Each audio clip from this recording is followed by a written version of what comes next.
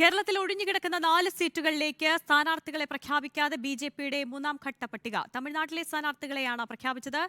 സംസ്ഥാന അധ്യക്ഷൻ അണ്ണാമലൈ കോയമ്പത്തൂരിൽ നിന്ന് മത്സരിക്കും. നോബിൾ മാരിക്കാരനാണ് വിവരങ്ങളുമായി ചേരുന്നത്. നോബിൾ, ഇപ്പോൾ കേരളത്തിലെ സ്ഥാനാർത്ഥികളെ പ്രഖ്യാപിച്ചിട്ടില്ല. തമിഴ്നാട്ടിലെ സ്ഥാനാർത്ഥികളെ മാത്രമാണോ പ്രഖ്യാപിച്ചിരിക്കുന്നത്? ആരൊക്കെ എവിടെ നിന്നാണ് മത്സരിക്കുന്നത്?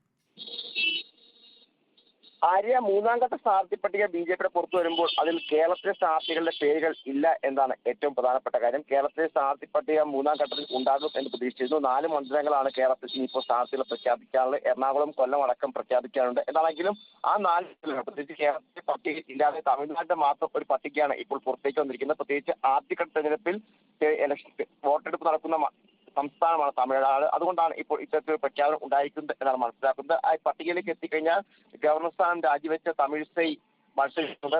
തമിഴിസൈ സുന്ദരരാജൻ ചെന്നൈ സൗത്തിൽ നിന്നാണ് മത്സരിക്കുന്നത്. അതോടൊപ്പം തന്നെ സംസ്ഥാന അധ്യക്ഷൻ അണ്ണാമലൈ കോയമ്പത്തൂരിൽ നിന്ന് മത്സരിക്കുന്നു. ഒപ്പം എൽ മുരുകൻ നീലഗിരി, ഒപ്പം പൊൻ രാധാകൃഷ്ണൻ കന്യാകുമാരി എന്നിവരിൽ നിന്നാണ് മത്സരിക്കുന്നത്. പ്രധാനപ്പെട്ട ആളുകൾ മൊത്തം 9 പേരുടെ പട്ടികയാണ് നിലവിൽ ഇപ്പോൾ ഇതിൽ പ്രഖ്യാപിച്ചിരിക്കുന്നത്. 9 പേരിൽ പ്രമുഖർ, അതായത് ഞാൻ ആദ്യം സൂചിപ്പിച്ചതുപോലെ എൽ മുരുകൻ നീലഗിരി, അതോടൊപ്പം തന്നെ അണ്ണാമലൈ കോയമ്പത്തൂർ, ഒപ്പം പൊൻ രാധാകൃഷ്ണൻ കന്യാകുമാരി, ഒപ്പം മുൻ ഗവർണർ സ്ഥാനം രാജിവെച്ച തമിഴിസൈ സുന്ദരരാജൻ ചെന്നൈ സൗത്ത് എന്നാണ് നമുക്ക് പറയാനുള്ളത്. ഒരു പക്ഷേ 4ാം ഘട്ട പട്ടിക വരും ദിവസങ്ങളിൽ തന്നെ ഉണ്ടാകും എന്നാണ് പ്രതീക്ഷിക്കുന്നത്. അങ്ങനെയാണെങ്കിൽ കേരളത്തിന്റെ പേര് അതിൽ ഉണ്ടാകും എന്നും അറിയാൻ കഴിയുന്നു. മൂന്നാം ഘട്ട സ്ഥാനാർത്ഥി പട്ടിക വരുമ്പോഴും കേരളം ഇല്ല എന്നുള്ളതാണ്. നോബിൾ മാരിക്കാരനാണ് വിവരങ്ങൾ.